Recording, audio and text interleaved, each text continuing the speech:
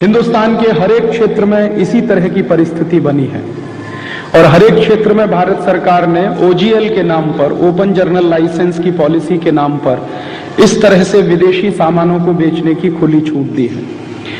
अभी तक हमारे देश में क्या हो रहा था कि जो वस्तुओं का विनिमय है या वस्तुओं का व्यापार है, उसमें भारत सरकार ने विदेशी कंपनियों को बुलाना शुरू किया था पिछले 7-8 वर्षों में उदारीकरण के नाम पर। अब अमेरिकन और यूरोपियन कंपनियां ये चाहती हैं कि वस्तुओं के साथ साथ सेवा के क्षेत्र में भी हमारा धंधा भारत में बढ़े, और सेवा के क्षेत्र में भारत में अमेरिकन और यूरोपियन कंपनियों का धंधा बढ़ाने के लिए भारत के ऊपर अमेरिकन और यूरोपियन कंपनियों का दबाव आना शुरू हुआ है। और आप जानते हैं कि भारत सरकार के ऊपर इसी तरह का दबाव 1994 के साल में आया था, जब भारत सरकार ने गेट करार पर हस्ताक्षर किए थे, WTO के प्रस्ताव को स्वीकृति दी थी। और उसी समय भारत सरकार के ऊपर यह दबाव था कि आपने वस्तुओं के क्षेत्र में तो बाजार को खोल दिया विदेशी कंपनियों के लिए, अब सेवा के क्षेत्र में भी बाजार को खोलिए विदेशी कंपनियों के लिए। तो भारत सरकार ने क्या किया, अमेरिका के इस दबाव में आकर, यूरोप के देशों के दबाव में आकर, अंतर्राष्ट्रीय मुद्रा कोष और विश्व बैंक जैसी कुख्यात संस्थाओं के दबाव में आकर हिंदुस्तान में एक मल्होत्रा कमेटी बनाई।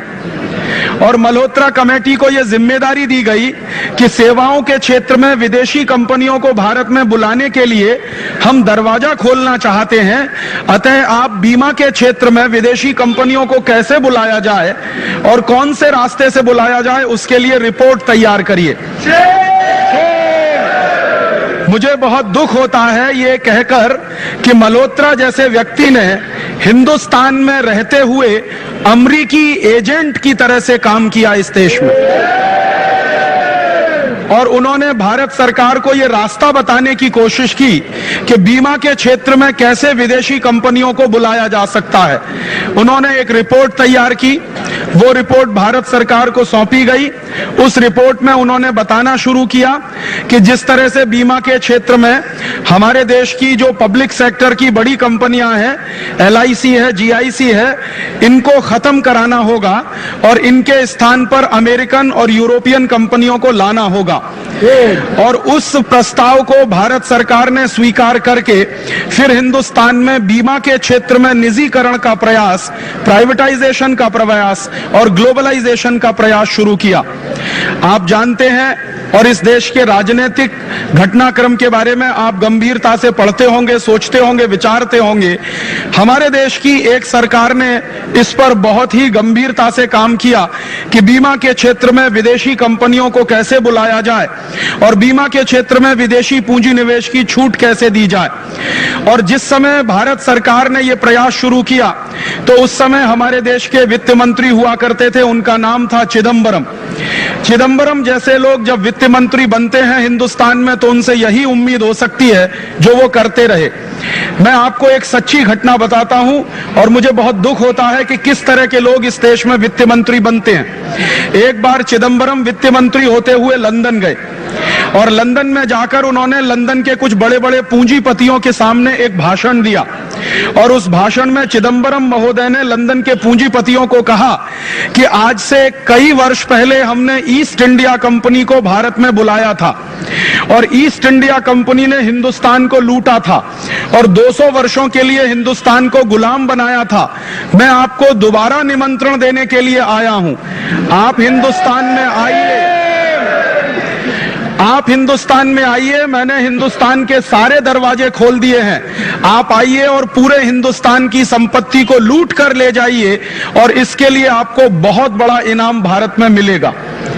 मुझे शर्म आती है कि ऐसे चिदम्बरम नाम के लोग इस देश में वित्त मंत्री बन सकते हैं, और उन्होंने अपनी पूरी की पूरी वफादारी अमेरिकन और यूरोपियन पूंजीपतियों के साथ निभाते हुए हिंदुस्तान में विदेशी बीमा कंपनियों को बुलाने का रास्ता बनाने का प्रयास किया और उसका एक बिल तैयार करके उन्होंने संसद में पेश करने के लिए तैयारी की। उस समय बहुत अच्छा हुआ कि हिंदुस्तान की जो विपक्षी पार्टियां थी उन्होंने उस विधेयक को पारित नहीं होने देने की कसम खाई थी और विपक्षी पार्टियों ने एकजुट होकर उस विधेयक को सरकार के किसी भी ताकत से पारित नहीं होने देंगे ऐसा संकल्प किया, नतीजा ये हुआ कि भारत सरकार को विधेयक वापस लेना पड़ा। मुझे बहुत खुशी हुई उस दिन, और खुशी इस बात की हुई कि हिंदुस्तान की तमाम राजनीतिक पार्टियों ने अपने बहुत सारे अंतर विरोधों को बाजू में रखकर एक राष्ट्रीय प्रश्न पर समझौता किया और विदेशी बीमा कंपनियों को भारत में रोकने के लिए विधेयक को पारित नहीं होने दिया। लेकिन उससे ज्यादा दुख की बात मुझे आज ये हो रही है कि जिन राजनीतिक पार्टियों ने चिदंबरम के वित्त मंत्री होने के समय में बीमा क्षेत्र में विदेशी कंपनियों को घुसने नहीं देने का विधेयक पारित नहीं होने दिया था, आज दुर्भाग्य से वही राजनीतिक पार्टियां हिंदुस्तान के बीमा क्षेत्र का विदेशीकरण करने की तैयारी कर रही हैं। जिन लोगों ने जिंदगी भर स्वदेशी का नारा लगाया, जिन्होंने जिंदगी भर लोगों को स्वदेशी का नारा लगाकर वोट बटोरा, जिन्होंने जिंदगी भर राष्ट्रवाद की बात करी, जिन्होंने जिंदगी भर सांस्कृतिक राष्ट्रवाद का नारा लगाया, आज उन्होंने अमेरिका के सामने घुटने टेक कर हिंदुस्तान का बीमा क्षेत्र विदेशी कंपनियों को खोलने का फैसला किया है। यह चिदंबरम ने जो किया था उससे भी ज्यादा अफसोस का काम अब भारतीय जनता पार्टी की सरकार इस देश में करने जा रही है। मैं मानता हूं कि ये बहुत ही खराब काम इस देश में होने जा रहा है, और बाकायदा क्या किया है इन देश की सरकारों ने कि एक तरफ तो बीजेपी की सरकार है, नेशनल डेमोक्रेटिक अलायंस की सरकार है, वो बीमा के क्षेत्र में विदेशी कंपनियों को बुलाने की तैयारी कर रही है। दूसरी तरफ कांग्रेस की पार्टी ने भारत सरकार को पूरी तरह से समर्थन देने का फैसला कर लिया।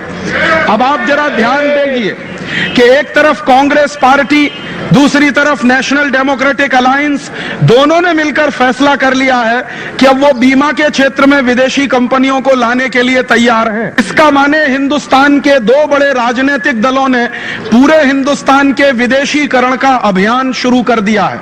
और शर्म की बात यह है कि जिन्होंने जिंदगी भर स्वदेशी का नारा लगाया, अब वो इस तरह का काम करने के लिए जा रहे हैं। मुझे उससे भी बड़ा अफसोस इस बात का होता है कि इस समय जो केंद्र में सरकार चल रही है, उस सरकार में 3 ऐसे बड़े मंत्री हैं जिन्होंने एक बार हिंदुस्तान के स्वदेशीकरण का प्रयास किया था।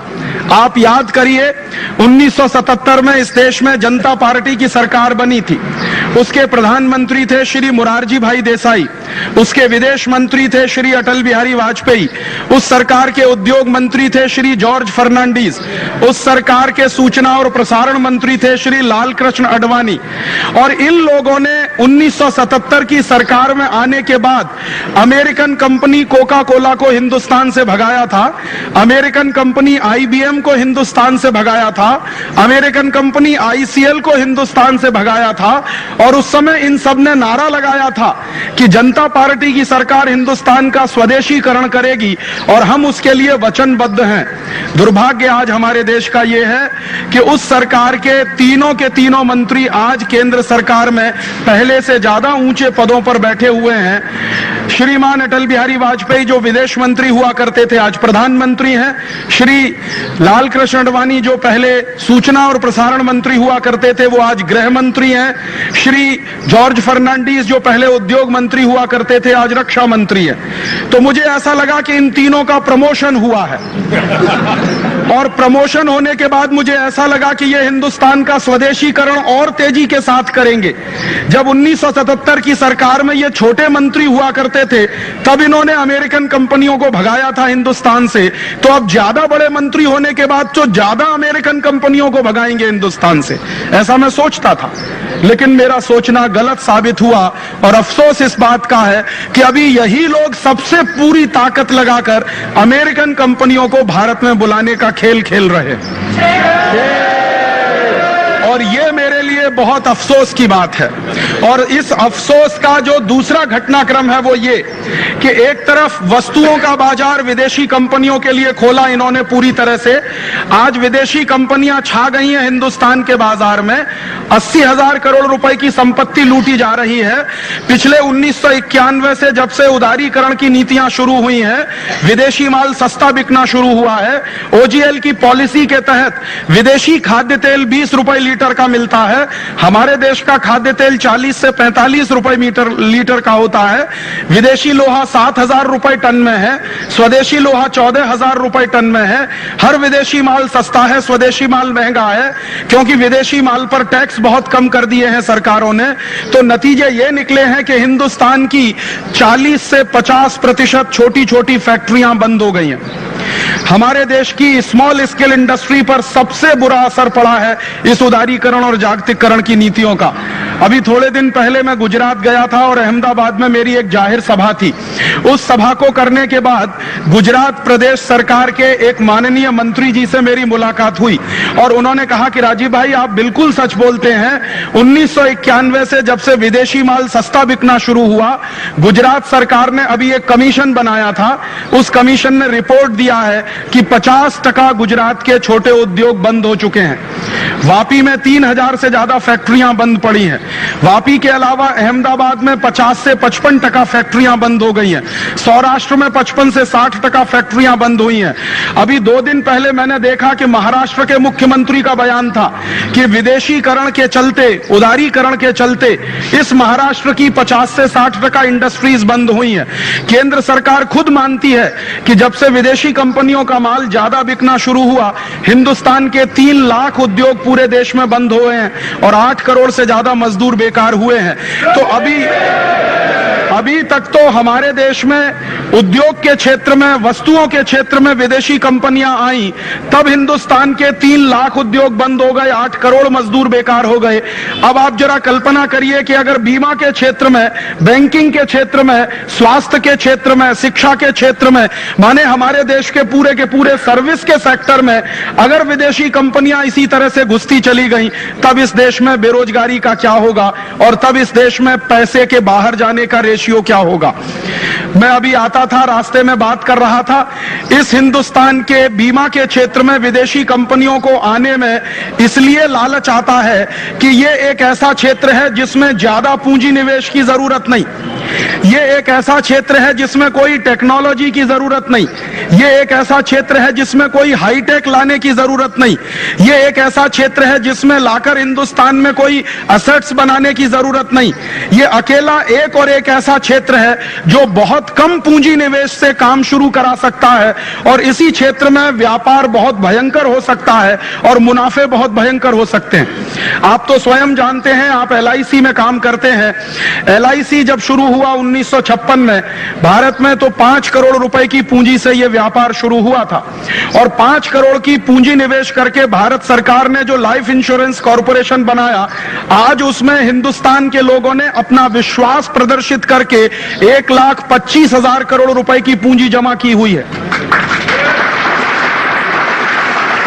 इस बात का अर्थ जरा गहराई से समझिए कि जो व्यापार हमारे देश में 5 करोड़ रुपए से शुरू हुआ, माने 5 करोड़ रुपए के इनिशियल पेड अप कैपिटल पर LIC का काम शुरू हुआ और आज उस LIC के पास फंड्स के रूप में हिंदुस्तान के लोगों ने अपना विश्वास प्रदर्शित करते हुए 1,25,000 करोड़ रुपए दे रखा है जो आपके पास जमा है। इसका अर्थ यह है कि हिंदुस्तान के लोगों के मन में बचत करने की बड़ी भारी मन में संकल्प शक्ति है।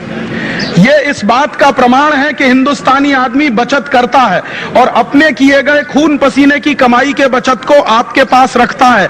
और आप भी क्या करते हैं, क्योंकि आप इस राष्ट्र के लिए बने हैं और ये राष्ट्र आपका है, आप इस राष्ट्र के हैं, तो आपके पास जो इस तरह की बचत आती है वो आप हिंदुस्तान के ही विकास के काम में लगाते हैं।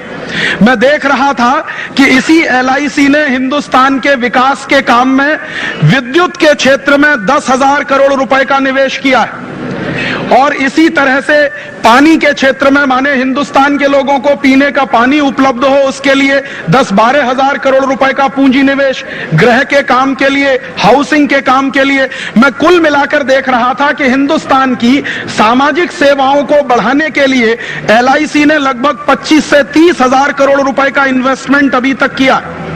माने लोगों की कुल जमा पूंजी आपके पास 1.25 लाख करोड़ है, और वही जो पूंजी लोग जमा करते हैं उसी में से आपने अब तक लगभग 30,000 करोड़ रुपए का इन्वेस्टमेंट किया है, जो देश के लोगों को सुविधाएं देने के लिए है, उनको बिजली की सुविधाएं देने के लिए, पानी की सुविधाएं देने के लिए।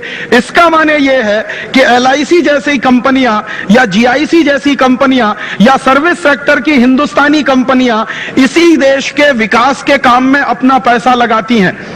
और मैंने यह भी जाना और मुझे बहुत खुशी हुई कि आप जितना मुनाफा कमाते हैं उसमें से सिर्फ 5% भारत सरकार को जाता है, 95% मुनाफा आपके जो पॉलिसी धारक हैं उन्हीं में बट जाता है। तो जो कंपनियां 95% अपने मुनाफे का पूंजी धारकों में बंटवारा करती हों, ऐसी कंपनियों के क्षेत्र में अगर विदेशियों को घुसाया जाएगा तो आप सोचिए कि क्या होगा इस देश का।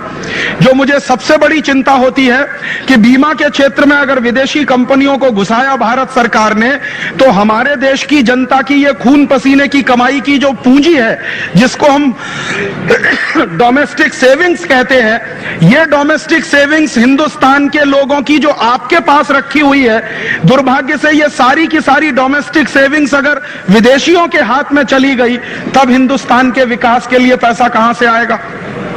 आप जानते हैं कि दुनिया के जिन देशों ने भी सच्चा विकास किया है वो अपने देश की घरेलू बचत को ध्यान में रखकर किया है। आप दुनिया के किसी भी विकसित देश का उदाहरण लीजिए, जैसे चीन का उदाहरण लीजिए। चीन ने आज तक 50 साल में जितनी भी तरक्की की है, उस तरक्की में सबसे बड़ा योगदान चीन के लोगों के घरेलू बचत का रहा है, डोमेस्टिक सेविंग्स का रहा है। आज दुनिया में अगर कोई एक और एक देश ऐसा है जहां पर डोमेस्टिक सेविंग्स सबसे ज्यादा है, तो उसका नाम है चीन। चीन का एक साल का जो सारा का सारा GDP होता है, जो ग्रॉस डोमेस्टिक प्रोडक्ट का सारा उनका वैल्यू होता है, उसका 36% वहां सेविंग्स होती हैं। तो चूंकि उन्होंने अपने जो उत्पादन हो रहा है पूरे राष्ट्र में चीन के, वहां की उत्पादन के 36% तक के स्तर तक उन्होंने घरेलू बचत बनाई है, और उस बचत ने चीन का विकास करने में महत्वपूर्ण भूमिका निभाई है। तो हम हिंदुस्तानी लोगों को यह बात गंभीरता से समझनी चाहिए कि कल को हमें भी अगर स्वावलंबी विकास करना हो, स्वदेशी आधारित विकास करना हो, तो यही घरेलू बचत है जो हमारे देश के काम में आ सकती है। कोई विदेशी कंपनी हमारा विकास करने के लिए नहीं आ सकती। हम हमारी पूंजी से ही अपने देश का विकास कर सकते हैं। आप जान लीजिए, दुनिया भर का नियम है कि आपका घर बनाने के लिए कोई विदेशी नहीं आएगा। आपको अपना घर बनाना है तो अपने अभिक्रम से, अपनी ताकत से बनाना होगा। ये विदेशी कंपनियां जो आएंगी वो भारत का विकास करने के लिए नहीं आएंगी। ये विदेशी कंपनियां आएंगी वो भारत से संपत्ति लूट कर ले जाने के लिए आएंगी। वो भारत का विकास करने नहीं आएंगे, वो अपना विकास करने के लिए इस देश में आएंगे। और उनको दिखाई दे रहा है कि यह बीमा का क्षेत्र इतना लाभ देने वाला क्षेत्र है कि बहुत कम पूंजी निवेश पर इसमें इतना भयंकर मुनाफा हो सकता है। आज LIC का कुल मुनाफा साल का 30-35 हजार करोड़ रुपए के आसपास है। तो अमेरिकन कंपनियों को यह दिखाई दे रहा है कि 5 करोड़ रुपए के पूंजी निवेश से LIC नाम की कंपनी हिंदुस्तान में 40 साल के अंदर अगर 30-35 हजार करोड़ रुपए का कुल मुनाफा कमा सकती है, कुल आय अपनी दिखा सकती है, तो अमेरिकन कंपनियां इस क्षेत्र में अगर घुस गईं तो कितने हजार करोड़ रुपए का मुनाफा उनको हो सकता है। इस दृष्टि से अमेरिकन और यूरोपियन कंपनियां हिंदुस्तान में घुसना चाहती हैं। और दुख मुझे इस बात का है कि हमारे ही देश के नेता उनको इस काम में मदद कर रहे हैं और हिंदुस्तान में घुसाने के लिए रास्ता बनाने जा रहे हैं, और संसद में एक ऐसा विधेयक लेने जा रहे हैं जो विधेयक के आधार पर हिंदुस्तान में विदेशी बीमा कंपनियों के लिए रास्ता खुलेगा और विदेशी लूट का एक नया अध्याय इस देश में और बड़े पैमाने पर शुरू हो जाएगा। इसलिए यह गंभीर बात है हम सबको सोचने के लिए। और मुझे यह लगता है कि आज हमने अगर पूरी ताकत लगाकर इस तरह की चीजों को नहीं रोका तो कल जानते हैं क्या होगा। आज वो बीमा के क्षेत्र में घुस रहे हैं, कल बैंकों के क्षेत्र में घुसेंगे, फिर शिक्षा के क्षेत्र में घुसेंगे, फिर स्वास्थ्य के क्षेत्र में घुसेंगे, फिर दुकानदारी के क्षेत्र में भी घुस जाएंगे, फिर छोटी मोटी जितनी सेवाएं हिंदुस्तान में है सब में विदेशी घुस जाएंगे। एक तरफ तो पूंजी के क्षेत्र में घुस चुके हैं, वो शेयर बाजार में तो घुस ही चुके हैं विदेशी, अब सेवा के क्षेत्र में घुसने की तैयारी है, वस्तुओं के क्षेत्र में सरकार उनको घुसा ही रही है। और मुझे जो दुख होता है ये जानते हुए कि अगर ये सारे के सारे क्षेत्र विदेशियों के हाथ में ही चले जाएंगे तो हम हिंदुस्तानियों को फिर क्या करने के लिए बचेगा। ये हम सबके लिए एक गंभीर प्रश्न है और ये हमारे अस्तित्व से जुड़ा हुआ प्रश्न है, ये हमारे हिंदुस्तान के अस्तित्व से जुड़ा हुआ प्रश्न है, राष्ट्र की अस्मिता के साथ जुड़ा हुआ सवाल है, राष्ट्र की आर्थिक आजादी के साथ जुड़ा हुआ सवाल है, राष्ट्र की संप्रभुता के साथ जुड़ा हुआ सवाल है।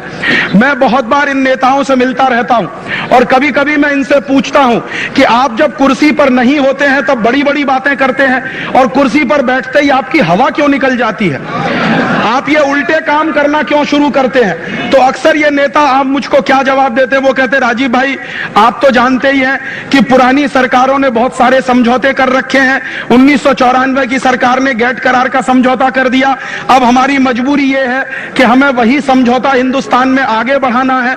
और मैं फिर उनको एक सवाल और पूछता हूं कि अच्छा अगर यही बात है कि पुरानी सरकार ने एक समझौता किया जिसका नाम गेट करार का समझौता या डंकल प्रस्ताव या WTO का एग्रीमेंट, और हम मानते हैं कि वो गलत समझौता था और आप भी उसी गलत समझौते को आगे बढ़ा रहे हो, तो आप में और पुरानी सरकार में फर्क क्या? क्या हम आपको इसलिए लेकर आए थे वोट देकर कि आप भी वही गलती करना जो पुरानी सरकार कर रही थी? पुरानी सरकार ने अगर हिंदुस्तान को खड्डे में फेंका तो आप उसको खड्डे से निकाल के खाई में फेंकना चाहते हो। हम एक सरकार लाते हैं, वो गलतियां करती है, उसको हटाते हैं, दूसरी सरकार लाते हैं, अब दूसरी सरकार भी वही गलती करे जो पुरानी सरकार करती है, तो ये सरकार बदलने का नाटक क्यों करते हो? तुम सब मिलकर एक ही खानदान क्यों नहीं बना लेते? हिंदुस्तान के लोगों को क्यों बेवकूफ बनाते हो कि हम अलग खानदान के हैं, हम अलग खानदान के हैं, हमारा चुनाव चिन्ह हाथ का पंजा, हमारा चुनाव चिन्ह कमल का फूल, ये सब एक कर दो। जब पुरानी सरकार की नीतियों को ही तुम्हें चलाना है और नई सरकार कोई नई नीति बनाना ही नहीं चाहती, तो हम तो मानते हैं कि जनता के लिए तो ये सब खानदान एक ही है, इसमें कोई फर्क नहीं है। और अगर आपकी नीतियों में फर्क नहीं है तो जब आप वोट मांगने जाते हो तो क्यों बोलते हो फलानी पार्टी बेकार है, मेरी पार्टी बहुत अच्छी है? कहो कि हम सब पार्टी वाले एक ही थाली के चट्टे बट्टे हैं, जो वो करते हैं वो हम करने वाले हैं। अब आपकी हिम्मत हो तो वोट दीजिए, वरना मत दीजिए। और अगर इस ईमानदारी से वोट मांगोगे तो मैं गारंटी से कह सकता हूं कि अभी तक तो हिंदुस्तान की 50% जनता ही वोट देने जाती है, फिर शायद 5% जनता भी वोट देने नहीं जाएगी। लेकिन ये ऐसा नहीं करते, ये जब चुनाव लड़ते हैं तो बड़े बड़े वायदे करते हैं आपसे और बड़े बड़े सपने दिखाते हैं आपको और ऐसे ऐसे मुद्दे उठाते हैं जिनका मुझसे और आपसे कुछ लेना देना नहीं। पिछला चुनाव हुआ उसमें मुद्दा उठाया स्थिरता का, पिछला चुनाव हुआ उसमें मुद्दा उठाया गुड गवर्नेंस का। मेरे लिए गुड गवर्नेंस का मतलब क्या? मेरे लिए गुड गवर्नेंस का मतलब यह है कि पुरानी सरकार की हुई गलतियों को नई सरकार नहीं करेगी, वही मेरे लिए गुड गवर्नेंस है। अगर पुरानी सरकार ने विदेशी कंपनियों को बुलाकर हिंदुस्तान के बाजार को खोला, हिंदुस्तान के 3 लाख उद्योग उसमें बंद हो गए, 8 करोड़ मजदूर बेकार हो गए, तो गुड गवर्नेंस का मतलब क्या होगा कि नई सरकार आएगी, वो 3 लाख बंद पड़े हुए उद्योगों को नया खुलवाएगी और 8 करोड़ जो बेकार हुए हैं उनको नया काम दिलवाएगी। तब तो मैं समझता हूं कि गुड गवर्नेंस हुई। अब नई सरकार आकर बोलती है कि पुरानी सरकार ने तो 3 लाख उद्योग बंद कराए थे, हम 6 लाख और कराएंगे। तो यह गुड गवर्नेंस हुआ कि बैड गवर्नेंस हुआ? और मुझे तो यही समझ में नहीं आता कि वो 13 महीने सरकार चली और गिर गई तो दुनिया भर में स्थिरता का नारा लगा दिया, अब तुम्हारे पास स्थिर मेजॉरिटी आ गई तो तुम 13 महीने की सरकार ने जितनी विदेशी कंपनियों को बुलाया उससे और ज्यादा आप बुलाना चाहते हो। तो स्थिरता किसके लिए? जनता के लिए कि तुम्हारी कुर्सी के लिए? तो स्थिरता का नारा या गुड गवर्नेंस का नारा जनता के लिए नहीं है। स्थिरता का नारा और गुड गवर्नेंस का नारा उनकी अपनी जो कुरीतियां हैं, जो उन्होंने गलत नीतियां बना रखी हैं, उन्हीं को लगातार आगे बढ़ाने के लिए है। इसका अर्थ बिल्कुल साफ है। इसका अर्थ ये साफ है कि अब हिंदुस्तान की 2 राजनीतिक पार्टियों से तो आप कोई उम्मीद नहीं कर सकते कि वो इस राष्ट्र के हित में कुछ करेंगे। उन्होंने तो गठजोड़ कर लिया है। और गठजोड़ ऐसे विचित्र तरीके से किया है कि अभी थोड़े दिन पहले फिक्की का एक सम्मेलन हुआ था दिल्ली में। उस सम्मेलन में हमारे माननीय प्रधानमंत्री गए और भाषण देकर आए कि मैं उदारीकरण की गति को और तेज करने वाला हूं। दूसरे दिन मैंने देखा कि श्रीमती सोनिया गांधी भी पहुंच गई वहां भाषण देने और उन्होंने कहा कि भारत सरकार जब उदारीकरण की गति को तेज करेगी तो हम पूरा समर्थन सरकार को देने वाले हैं। तो इसका माने अंदर खाने में दोनों की दोस्ती है, बाहर खाने में झगड़ा है।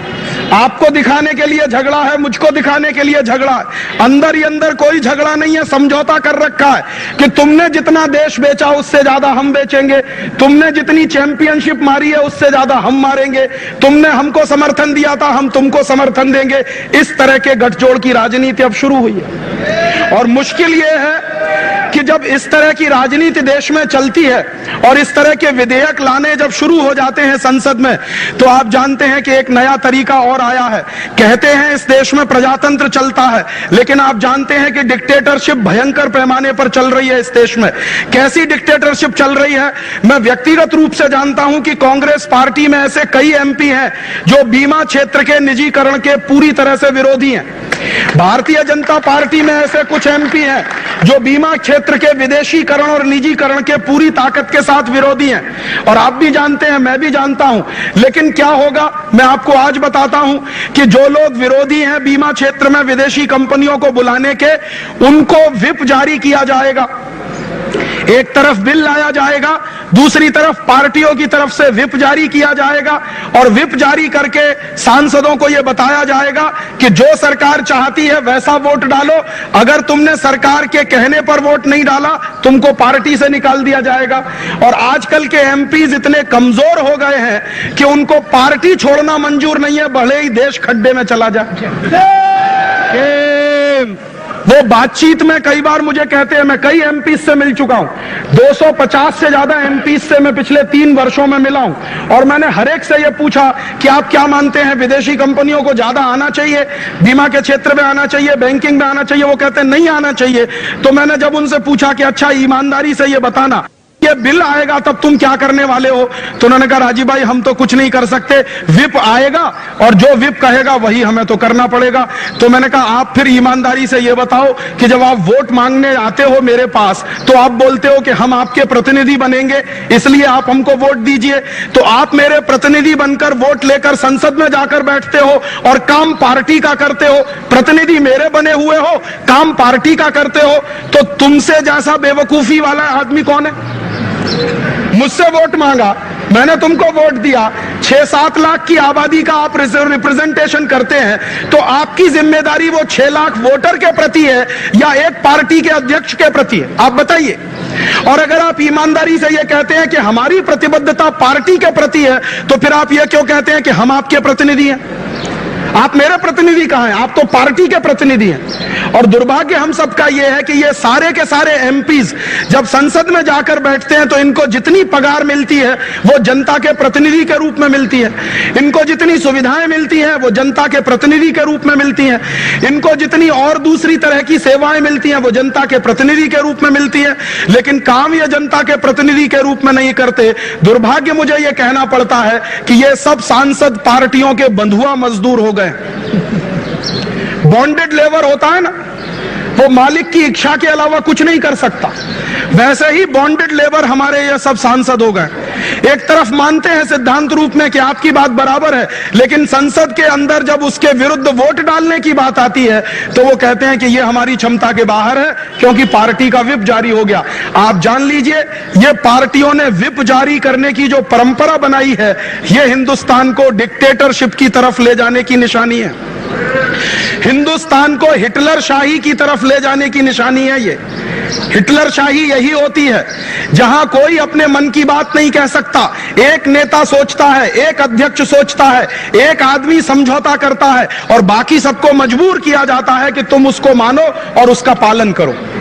वैसे हिटलर शाही की तरफ यह देश बढ़ रहा है। जैसे जैसे विदेशी पूंजी निवेश बढ़ रहा है, जैसे जैसे विदेशी कंपनियों का प्रवेश बढ़ रहा है, वैसे वैसे हिंदुस्तान अब हिटलर शाही की तरफ बढ़ रहा है। प्रजातांत्रिक देश न रहकर अब ये एक डिक्टेटरशिप वाला देश हो गया है। अब ऐसी परिस्थिति में हमारे सामने चुनौती है और ये हमारे सामने जिम्मेदारी भी है कि हम इस लड़ाई को कैसे लड़ें। तो मेरा आपसे एक निवेदन है कि इस लड़ाई को लड़ने के दो रास्ते हमारे सामने हैं। एक रास्ता तो ये है कि ये लड़ाई आपके अकेले की लड़ाई नहीं है, ये पूरे भारत की अस्मिता की लड़ाई है। क्योंकि मैं ऐसा मानता हूं कि बीमा के क्षेत्र में, सेवा के क्षेत्र में, बीमा के क्षेत्र में, बैंकिंग के क्षेत्र में, इस सारे के सारे क्षेत्र में विदेशी पूंजी का आना हिंदुस्तान की अस्मिता का चला जाना, यह सीधा सीधा उससे जुड़ा हुआ। और आप जानते हैं हमारे देश में एक अमेरिकन राजदूत हुआ करते थे, उनका नाम था फ्रैंक विजनर। आज तो वो चले गए यहां से, अब दूसरे एक अमेरिकन राजदूत हैं। लेकिन फ्रैंक विजनर ने 1994 के साल में एक बड़ी गंभीर बात कही थी, वो मैं आपको सुनाना चाहता हूं। और उस एक बात को सुनकर आप कल्पना करिए कि अमेरिका की योजना क्या है। फ्रैंक विजनर ने 1994 के साल में दिल्ली में एक सभा में यह बोला कि अमेरिका की पूंजी निवेश करने वाली जो बीमा की कंपनियां हैं, माने अमेरिका के सर्विस सेक्टर की जो कंपनियां हैं, वो जिस दिन भारत में घुस जाएंगी उस दिन अमेरिकन पूंजीपतियों का सारा प्रभुत्व हिंदुस्तान पर छा जाएगा। और उसने ये बात बहुत स्पष्टता से कही कि अमेरिकन बीमा कंपनियां, वो चाहे LIC में हो, लाइफ इंश्योरेंस में हो या जनरल इंश्योरेंस में हो, अमेरिका की बीमा कंपनियां अमेरिकन पूंजीवाद का और अमेरिकन साम्राज्यवाद का झंडा उठाने वाली कंपनियां हैं। आप जरा गौर करिए फ्रैंक विजनर के शब्दों को। उसने कहा कि अमेरिका की बीमा कंपनियां अमेरिकन साम्राज्यवाद का झंडा लेकर चलने वाली कंपनियां हैं, और जिस देश में अमेरिका की बीमा कंपनियां या सेवा क्षेत्र की कंपनियां जम जाती हैं, उन्हीं देशों में अमेरिकन साम्राज्यवाद का झंडा गड़ जाता। इसका माने क्या हो रहा है, अब अमेरिकन साम्राज्यवाद का झंडा गाड़ने के लिए हिंदुस्तान की जमीन को खोला जा रहा है। इसलिए ये मैंने कहा आपसे कि ये आपकी अकेले की लड़ाई नहीं है, ये संपूर्ण भारत की अस्मिता की लड़ाई है, हमारी आर्थिक आजादी को बचाने की लड़ाई है, हमारी राष्ट्रीय संप्रभुता को बचाने की लड़ाई है। और अगर ये लड़ाई हिंदुस्तान की अस्मिता की लड़ाई है तो ये आपकी अकेले की नहीं, हिंदुस्तान के करोड़ों लोगों की, प्रजा की जिम्मेदारी है कि वो इस क्षेत्र को बचाने के लिए पूरी ताकत से संघर्ष करें। जिन लोगों ने हमारे LIC या GIC में पूंजी निवेश किया है, आपकी पॉलिसीज खरीदी हैं, जिन लोगों ने 1,25,000 करोड़ रुपए का इन्वेस्टमेंट किया है एक तरह से आपके सेक्टर में, उनकी भी जिम्मेदारी बनती है कि वो इस क्षेत्र को बचाने के लिए संघर्ष करें।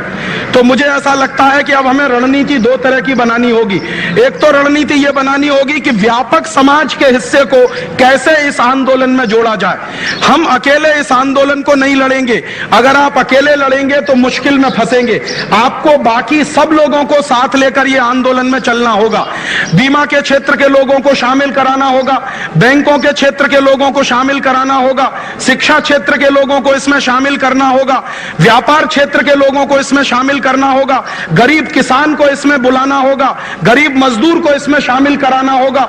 हिंदुस्तान के करोड़ों करोड़ों के समाज का प्रतिनिधित्व इस आंदोलन में अगर होगा तो निश्चित रूप से हम ये काम कर सकेंगे। और मैं इस खातरी के साथ, इस विश्वास के साथ कह सकता हूं कि हम इसको जीतेंगे। एक दूसरा काम हम और कर सकते हैं, और वो काम हमारे आजादी बचाओ आंदोलन ने अपने हाथ में उठाया। इस पूरी लड़ाई में हम आपके साथ कंधे से कंधा मिलाकर लड़ने के लिए तैयार हैं। जब राजीव जी आप आगे बढ़ो, हम तुम्हारे साथ हैं। राजीव जी आप आगे बढ़ो, अब तुम्हारे साथ। राजीव दीक्षित आगे बढ़ो, राजीव दीक्षित आगे बढ़ो, राजीव दीक्षित आगे बढ़ो, राजीव जी आप आगे बढ़ो। एक तो हम अपनी तरफ से आपको वायदा करते हैं कि पूरी तरह से कंधा मिलाकर इस लड़ाई में हम आपके साथ हैं। तो आप पूछेंगे हम आपकी क्या मदद कर सकते हैं? आप जो आंदोलन कर रहे हैं, और मुझे जानकारी है और बहुत खुशी है कि आप लोगों ने, बीमा क्षेत्र के कर्मचारियों ने एक स्वाक्षरी मुहिम चलाया था, हस्ताक्षर लेने का मुहिम चलाया था, और मुझे बहुत खुशी है कि 1.5 करोड़ से ज्यादा हस्ताक्षर पूरे हिंदुस्तान से इकट्ठे होकर संसद में भेजे गए। इसके लिए मैं आप सबको अभिनंदन देना चाहता हूं। जिस तरह का आपने हस्ताक्षर अभियान शुरू किया, वैसा ही एक हस्ताक्षर अभियान हम आजादी बचाओ आंदोलन की तरफ से चला रहे हैं। आपका जो हस्ताक्षर अभियान था उसमें बीमा के क्षेत्र को बचाने की बात कही गई है। हम लोगों ने भी इसी तरह का हस्ताक्षर अभियान शुरू किया है और संपूर्ण हिंदुस्तान के सभी क्षेत्रों को बचाने की बात हम उसमें कर रहे हैं। हिंदुस्तान के 35 लाख लोगों से हम स्वाक्षरी अभी तक ले चुके हैं, 65 लाख से हम और लेने वाले हैं। जिस दिन हमको 65 लाख और लोगों की स्वाक्षरी मिलेगी, हस्ताक्षर मिलेंगे, तो 1 करोड़ लोगों के हस्ताक्षर लेकर हम भी यही करने वाले हैं जो आपने किया।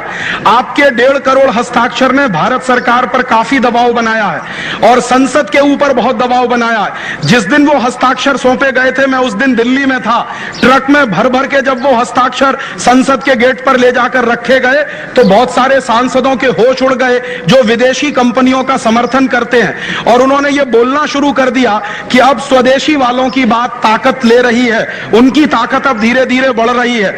तो उस हस्ताक्षर अभियान ने एक जोरदार अभियान चलाया और दबाव बनाया।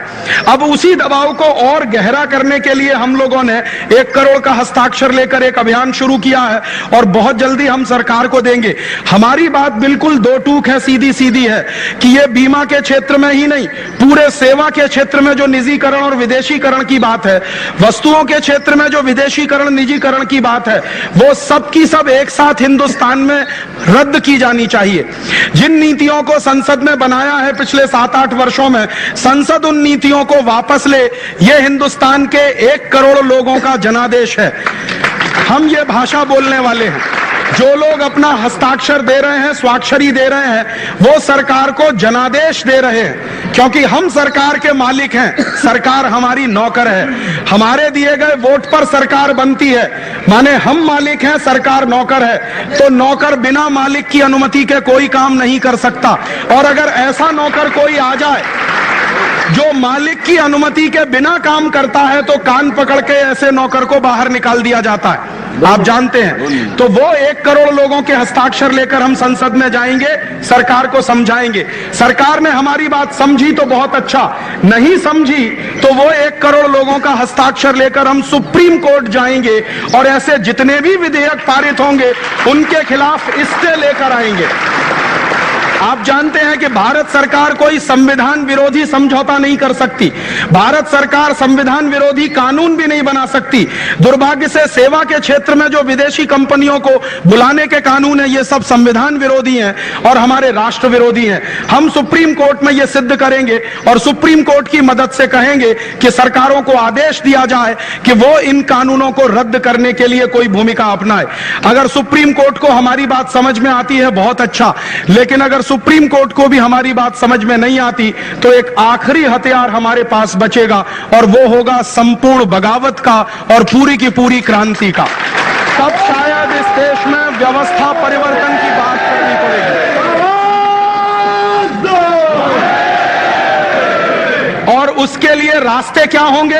एक तरफ तो हिंदुस्तान के लोगों में जनमत बनाना होगा, गांव-गांव जाना होगा, लोगों को समझाना होगा कि ये बीमा के क्षेत्र में विदेशियों के आने से क्या नुकसान होगा, बैंकों में विदेशियों के आने से क्या नुकसान होगा, पूंजी के क्षेत्र में विदेशियों के आने से क्या नुकसान होगा।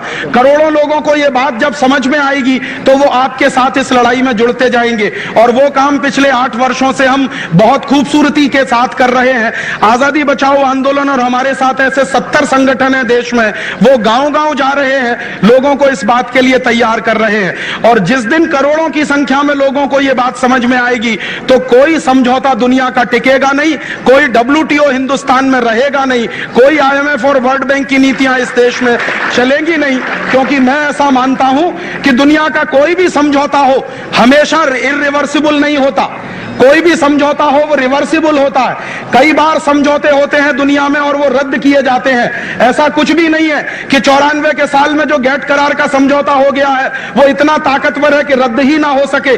मैं आपको अभी बोलकर जा रहा हूं कि बहुत ज्यादा दिन नहीं, अगले 2-3 साल के अंदर ये WTO ही खलास होने जा रहा है और ये WTO के सारे समझौते रद्द होने जा रहे हैं, क्योंकि दुनिया भर के देशों में ये हंगामा शुरू हो गया है। सिएटल की मीटिंग कल से शुरू हो रही है और उस सिएटल की मीटिंग में दुनिया भर के 50,000 से ज्यादा लोग पहुंचे हैं WTO का विरोध करने के लिए, विदेशी कंपनियों का विरोध करने के लिए।